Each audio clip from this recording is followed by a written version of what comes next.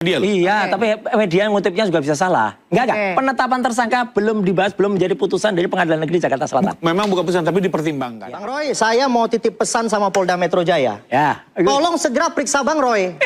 Ya, habis itu setelah periksa Bang Roy, tolong panggil saya. Saya kepengen cepat diperiksa. Saya ke Mas Roy dulu yang paling bersemangat nih. Mas, setelah sidang pra-peradilan kemarin, apakah ini menurut Anda awal dari kemenangan? Ya. Kalau awal kemenangan sih saya belum bisa mengatakan ini kemenangan. Betul tadi kata Ade Darmawan bahwa jangan senang dulu. Ya, memang kami nggak senang kok. Kami hanya bersyukur kehadirat Tuhan Yang Maha Kuasa Allah Subhanahu Wa Taala. Apa yang membuat Anda bersyukur, Mas? Ya bersyukur karena hakim ya Pak Iketut siapa gitu ya namanya. Maaf, saya nggak hafal lengkap. Itu memang benar-benar teliti dan beliau tuh objektif loh. Kalau memang yang kami kurang saya kurang tepat gitu ya. Ketika kami juga memperapitkan jaksa dalam menahan dan memang itu sebenarnya kami tarik sudah. Itu dikatakan tidak diterima. Ya, kemudian juga soal pemulihan nama baik. Ya, karena kami belum memasukkan unsur-unsur untuk pemulihan nama baik. Itu belum diterima kemarin. Jadi nggak apa-apa. Jadi sebenarnya tidak semuanya kami menang kok kemarin. Ya, ada yang menang, ada yang tidak, ada yang dikabulkan. Tapi alhamdulillahnya yang dikabulkan itu pokoknya dagingnya di situ. Dagingnya di situ. Jadi soal penangkapan, soal kemudian penahanan, soal penggeledahan itu nggak boleh sembarangan, nggak boleh lagi nantinya kepolisian tuh menangkap seseorang itu menggunakan keputusan pengadilan yang sudah tahun lalu. Terus nggak boleh suratnya itu kopas, bahaya. Ya kopas, jadi copy paste surat untuk orang lain, di print lagi, diganti namanya. Itu di situ ada soalnya perintah untuk saya diinterogasi lagi atau diperiksa lagi loh. Kami itu sudah P21.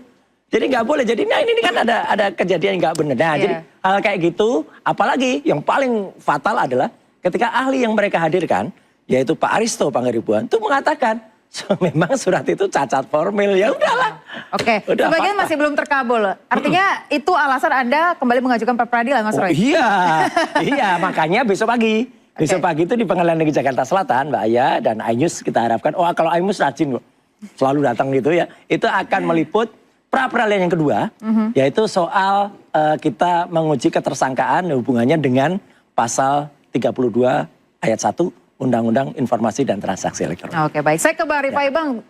Saya mau tanya tanggapan Anda terkait dengan sidang pra-peradilan, khususnya terkait dengan penetapan tersangka besok yang akan diajukan oleh Mas Roy. Pertama kalau kami dari Pak Jokowi ya, memang standingnya adalah terkait upaya paksa itu adalah kewenangan mutlak dari penegak hukum terkait. Sehingga itu juga perlu dipertanggungjawabkan oleh penegak hukum terkait ya. Sekalipun kalau kita baca pertimbangannya, sebenarnya kan kalau kita lihat dua. Pertama, ada yang tidak linear antara permohonan yang diajukan kepada pengadilan dengan konsideran dari surat penangkapan itu sendiri. Yang satu itu di bulan November 2025 ke pengadilan, dasarnya akan dilakukan penyidikan dan penyitaan. Sementara di surat penangkapan untuk tahap 2 ini kan nggak linear. Makanya dianggap secara administrasi dia cacat.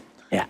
Lalu kedua, dinyatakan juga bahwa karena wajib lapor dilaksanakan dengan baik sehingga tidak ada urgensi untuk melakukan upaya penahanan. Nah itu yang, dan kami standingnya harus menghormati semua putusan. Terima kasih. Sekalipun ada yang menarik juga dari situ. Apa itu? Ya. Jadi benar yang disampaikan Pak Roy ya, jadi belum selesai sepenuhnya karena ada dua pertimbangan lain yang buat kami ini cukup menarik ya.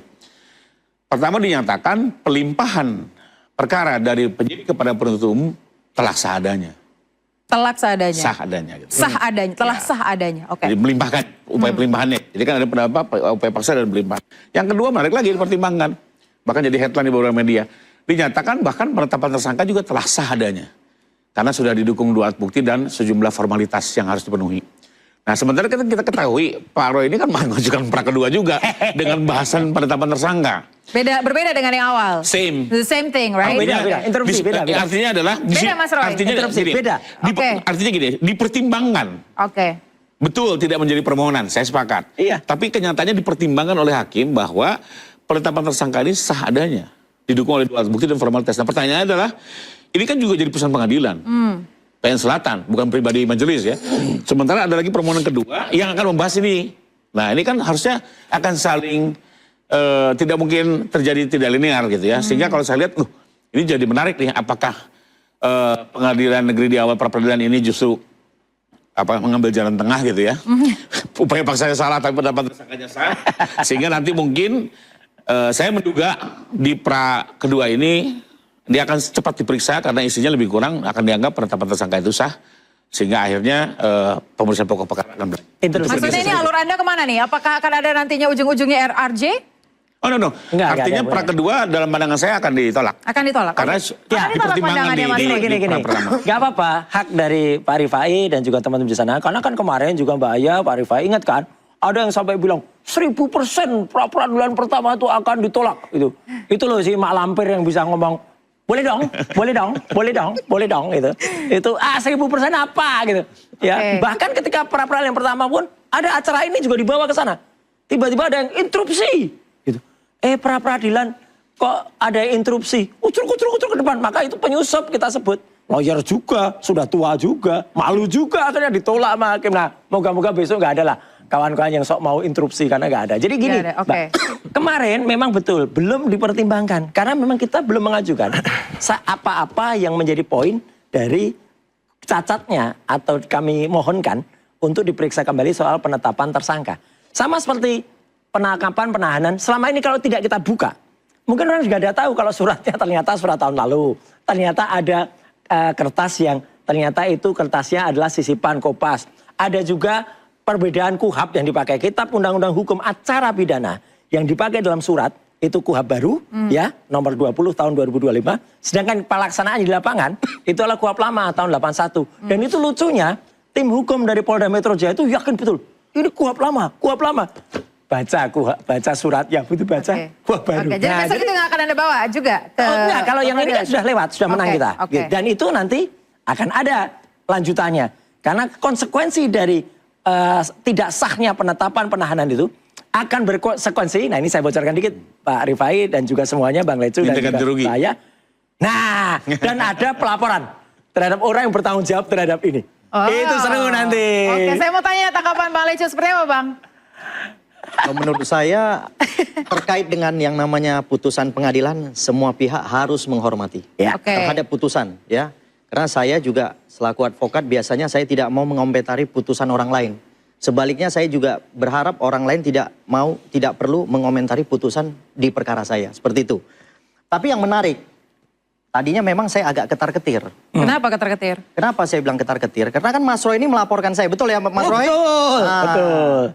Boleh disebutkan lagi, dilaporkan terkait apa? Dilaporkan terkait saya katanya memberikan keterangan palsu di dalam akta. Ya. Akta otentik.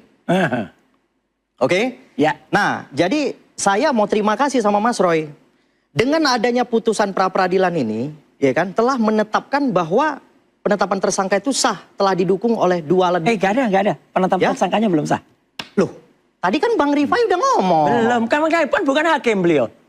Kan tadi saya mengutip dulu ini. Ya. Tapi ada dalam pertimbangan, ada di pra pertama. Enggak. Sekalipun belum nyentuh soal penetapan tersangka. Sekalipun tidak beramar tapi dibahas. Enggak.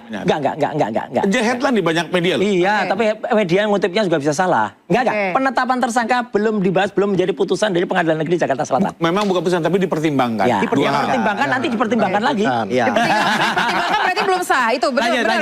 Oke, jadi silakan menurut saya, ya kan, karena ini kan semua pemberitaan. Yang kita kutip ini semua dari pemberitaan. Nah, pokoknya saya juga akan mengejar putusan pra-peradilan itu. Nanti akan saya jadikan bukti di Polda Metro Jaya, Bang Roy. Bagus. Ya kan? Bahwa apabila memang terkait dengan penetapan tersangka ini sudah sah, kok saya dilaporkan lagi. Itu persoalannya. Tapi nggak apa-apa. Bang Roy, saya mau titip pesan sama Polda Metro Jaya. Ya. Tolong segera periksa Bang Roy. Ya, habis itu setelah periksa Bang Roy, tolong panggil saya.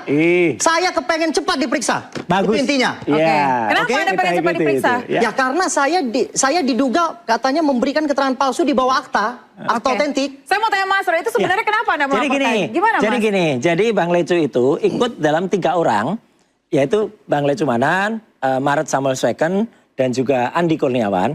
Itu kan numpang ketika pelaporannya, meskipun sebenarnya mereka mendahului. Jokowi lapor tanggal 30 April, bertiga ini lapor sebelumnya.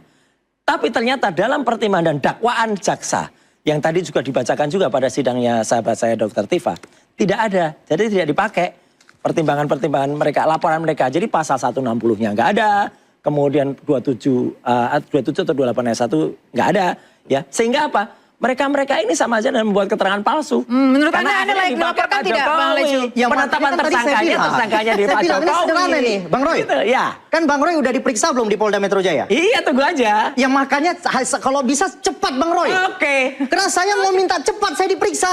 Saya nggak mau lagi. nunggu lama-lama lagi Bang Roy. Saya bocorin dulu daripada nunggu Polda Metro. Tunggu saja juga panggilan dari Pengadilan Negeri Jakarta Utara ya. Kalau itu perdata Bang Roy. Enggak apa-apa. Nggak terlalu menarik. Pidananya iya, perdatanya iya. Dua Bang ini, Roy. ini Oke. dua ini. Kalau perdata bisa diwakilkan. Saya kan maunya head to head nih sama Bang Roy. baik, Betul baik. kan? Jangan head to head, ini kita interupsi. Nanti bisa belah. Jangan dibahas ya. Oke. Saya ke Bang Alkatiri. Bang Alkatiri tadi kita beralih ke persidangan Dr. Tifa nih ya. Tadi usai persidangan Dr. Tifa mengatakan bahwa dakwaannya error de objecto dan persona. Apa yang dimaksud dengan itu? Sebelumnya saya akan menanggapi dulu Lex Sumanan karena juga menyangkut Dr. Tifa. Oke. Soal Dia- apa? Ya dia juga laporkan Dr. Tifa. Oke. Ya, Malaysia Anda juga laporkan Dr. Tifa ya, Yang ingat. dilapor balik oleh Mas Roy kan 28 ayat 2. Ya. Oke. Tapi kami itu di 160, dia juga 3 orang ini melaporkan di 160. Yaitu Dan nggak kena. Iya, penghasutan. Yang mana dari awal atas laporan mereka ini sudah diabaikan dari awal. Karena Mas Roy dan dulu ada Resmond ya. Ada respon. Ada Omon, dokter palsu. Si omon-omon. Ada Resmond segala itu pasal 160 itu tidak ada, tidak digunakan. Yes. Berarti diabaikan. Jadi sekarang itu persidangan itu bukan dasarnya laporan mereka, bukan. Tapi laporan Jokowi, terbukti di dakwaan itu. Tidak Tapi ada. kan mereka selama ini kan sudah mencemarkan dengan pasal itu, 160 dan sebagainya. Nah ini kami juga mau melaporkan ke 160 ini. kami tidak tinggal diam karena laporan di 3 orang itu, tadi, Lex Sumanan, Led Sumanan, Andi Pak Kurniawan dan Maret Samuel Sweken. itu ada di status tersangkanya Dr. Tifa. Di konsiderannya. Tapi di isinya nggak ada. 160 itu sudah diabaikan kan, 160 itu kan sudah tidak diperbolehkan karena baik putusan MK maupun namanya KUHP yang baru yang dimaksud 160 itu Oke. adalah Oke, jadi nanti Anda akan melaporkan material, kembali bukan ya? delik sebentar, formal. saya belum menjelaskan masalah Dr. Tifa. Oke, Ini kita masuk akan masalah bahas ini. lagi soal Jadi, error in diabaikan, objecto dan ya kan? persona, tapi kita akan Tapi jeda terlebih dahulu. digaung- Kita akan jeda terlebih dahulu. Tetap lagi. Sabar.